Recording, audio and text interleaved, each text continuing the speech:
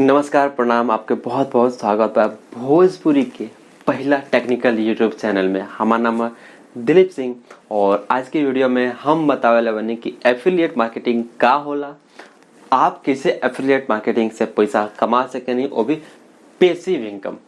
Passive income का होला वो आगे हम बताएं। तो सबसे पहले हमने के जाने के चाहिए कि एफिलिएट मार्केटिंग का होला। एफिलिएट मार्केटिंग मतलब कि आपके कोनो सामान बा, ठीक बा, और उस सामान के हम बेचवा दी।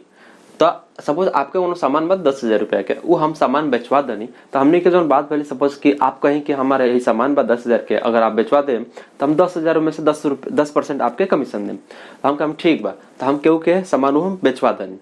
तो अगर वो सामान बेचा गई तो 10,000 का 10% कितना बोले 1,000 रुपया। तो एगो सामान हम बेचवा दें तो 1,000 रुपया आपसे कमीशन। 10 को बेचवा दें तो हम आपसे कमा लें 10,000 रुपया। 100 को बेचवा दें तो हम कमा लें 1,00,000 रुपये। तो मतलब कि कोनो भी केहू के सामान होके, कोनो सामान होके, चाहे कोनो सर्विस होके, चाहे कोनो सॉफ्टवेयर होके, कोनो कुछ भी होके, होस्टिंग होके, डोमेन होके, कुछ भी होके, आप केहू के सामान बेचवाएं, सामान चाहे सर्विस, तो आपके उनमें कमीशन मिले। कमीशन 1% से लेकर 50% तक होला और रिकरिंग भी होला। तो चलिए कोई एग्जांपल से समझ ले कि रिकरिंग अमाउंट किंग होला। सपोज कि GoDaddy एगो कंपनी बिया, ठीक बा, जोनको होस्टिंग प्रोवाइड करेले, जोनकी डोमेन प्रोवाइड करेले।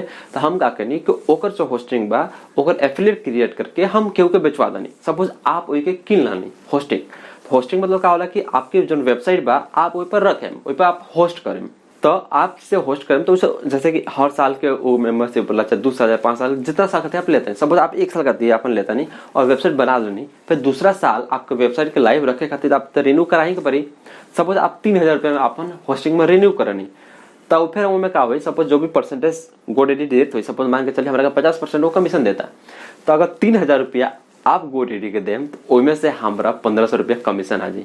समझी, ऐसे हम 100 आदमी के रेफर कर दें तो कितना हम पैसा कमा सकते हैं। और बहुत ही आसान बा, कोई बड़का बात नहीं है। मतलब बहुत इंस्टाग्राम बना ली, फेसबुक पेज बना ली, आप यूट्यूब बना ली, वैसे आप मार्केटिंग कर सकें। तो ये हो गया मतलब एफिलिएट। केहू के सामान, केहू के सर्विस आप बेचवाई, वो होला एफिलिएट। और में से जो कमीशन आई उससे आपके अर्निंग हुई। एक एग्जाम्पल है होस्टिंग के, सॉफ्टवेयर के। ओकरा अलावा अमेजोन बा, फ्लिपकार्ट बा, मीशो बा, ऐसे बहुत सारे जितने भी सर्विसेज ऑनलाइन मिल रहा उनमें सबके एफिलिएट एगो प्रोग्राम होला। सपोज अभी हम जब वीडियो बनाओ तनी, ओरिजिनल वीडियो बनाओ तनी, इस वीडियो में हम यूज कर बनी पीछे ग्रीन स्क्रीन, माइक, हम अपन मोबाइल, ट्राइपॉड, हम अपन कैमरा, और इसके अलावा हम अपन लाइट और कंप्यूटर। तो ये जितना भी हम गैजेट्स यूज करते हैं, जितना भी इक्विपमेंट यूज करते हैं, ओकर हम वीडियो के डिस्क्रिप्शन में लिंक दिला बने, ठीक बा। अगर आप जाकर वैसा खरीदें तो उनमें से हमारा कुछ कमीशन मिले। अब कमीशन वेरी करता, डिपेंड करता है कि कौन सा प्रोडक्ट बा। सपोज आप मोबाइल बा, ठीक बा, अभी मोबाइल आप जाकर खरीद लेनी, तो उनमें से सपोज ये 10,000 का मोबाइल बा, तो 10,000 का मोबाइल बा, अगर 5% भी हमारा कमीशन मिलता तो 500 रुपया हमारा आ गई। अब हम वीडियो बना देनी और लिंक डाल देनी, अब जिंदगी भर हमारी वीडियो तो रही यूट्यूब पर, ठीक बा। तो एक बार वीडियो बना देनी हमेशा रही, तो जितना बार आप वीडियो देखें और जो भी नया लोग वीडियो देखिए और जाके सामान हमारे खरीदे, तब तक हमारा वो कमीशन मिले। सपोज हम बहुत सारे सॉफ्टवेयर के भी वीडियो बनल बनी, लोग सर्विस लेता होकर, तो हमारा हर महीना चाहे हर साल में जब जब रिन्यू करा था वो हमारा कमीशन मिला था। तो इन शॉर्ट मतलब सामान बेचवाई और कमीशन जिंदगी भर खाएं। बहुत ही अच्छा चीज है एफिलिएट मार्केटिंग। मतलब एक ही नहीं के, अमेजन नहीं के, फ्लिपकार्ट नहीं के, मीशो नहीं के, सब हजारों लाखों वेबसाइट्स बारी सन जो अपना सर्विस के बेचे चाहता रही, अपना प्रोडक्ट के बेचे चाहता रही और इन्फ्लुएंसर जो होता रही, ठीक बा।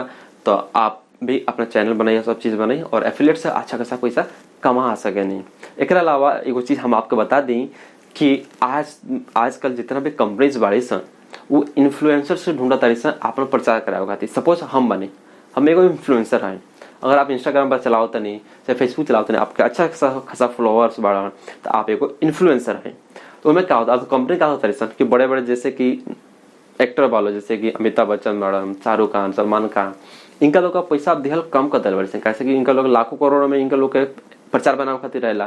तो कंपनी क्या करता है कि बड़े बड़े जो हीरो हीरोइन वालों उनको लोग पैसा ना दे के हमने जैसे इन्फ्लुएंसर्स वालों उनका पैसा देता रही, कैसे सस्ता में हो जाला और लोगों को विश्वास रहा कि हाँ भाई हम जन जानकारी देते हैं, जैसे हम आपके जन जानकारी देनी, आपका बहुत पसंद आवेला, बहुत लाइक करें लोग और अच्छा खासा कमेंट करें लोग, तो आप लोगों को विश्वास है कि हम जो प्रोडक्ट बताएं, जो सर्विस बताएं वो अच्छा रहे, ठीक बा।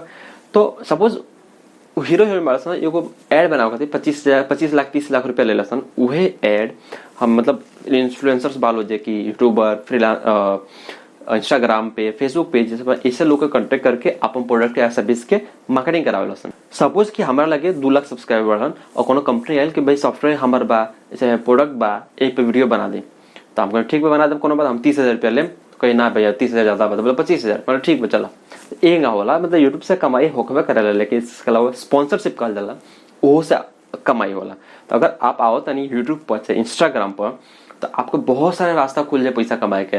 यूट्यूब से मिलबे करी, स्पॉन्सरशिप से मिलबे करी, और जनी वीडियो में हम बात करते नहीं एफिलिएट से तो मिलबे करी। तो बहुत ही आसान तरीका बा। अगर आप चाहता नहीं शुरू कर तो आप जौन भी काम करते हैं, बल्कि टीचर बने चाहे कोनो काम करते हैं, चाहे खेती बाड़ी करते हैं, चाहे कोई विदेश बने, कहीं भी बने, चाहे पढ़ाई करते हैं, तो आप चीज़ कर सकें। बहुत ही आसान बाटे। और कोई सवाल पर कुछ पूछे चाहते हैं तो कमेंट करके पूछिए, हम जरूर आपके रिप्लाई दें। और हाँ, अगर आप हमारे साथ बात करना चाहते नहीं तो वीडियो के डिस्क्रिप्शन में हम अपन टेलीग्राम के लिंक दिल बने, वहाँ पे जाए और हमरा के फॉलो करी और वहाँ पे हमरा मैसेज करी कि हाँ जो भी आपका सवाल बचा है कुछ बात करे बात हमने के डायरेक्ट बात कर सके। अगर आपके ज़्यादा कोनो बड़ा इशू बा आप समझ में नहीं हुआ तो हम क्या करें, हम आपके नंबर लें और हम आपके कॉल करके बता सकें। तो हमरा आशा बा कि हम जो एफिलिएट बतौनिया आपके पता चल गए हुई एफिलिएट प्रोग्राम का होला। अगर कोनो कंफ्यूजन में कौन सवाल पता कमेंट करके पूछी, हम आपके जरूर रिप्लाई करें।